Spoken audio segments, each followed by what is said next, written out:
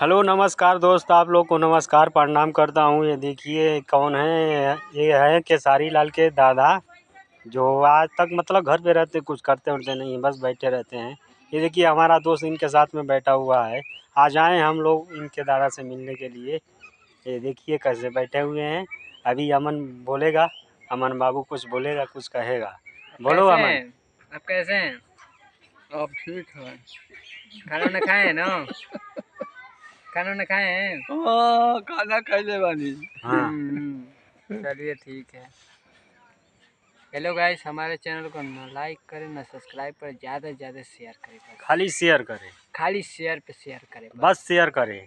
ना सब्सक्राइब करें ना लाइक करें, अरे बस शेयर करें। यो बोल दो कि का नाम हो, खाली आप नहीं करेंगे तो दूसरा कौन आदमी करेगा? करेगा, तीसरा आदमी करेगा, चौथा आदमी करेगा। आप नहीं करेंगे तो कोई तो करेगा। आप बोल दिए ना, बहुत है।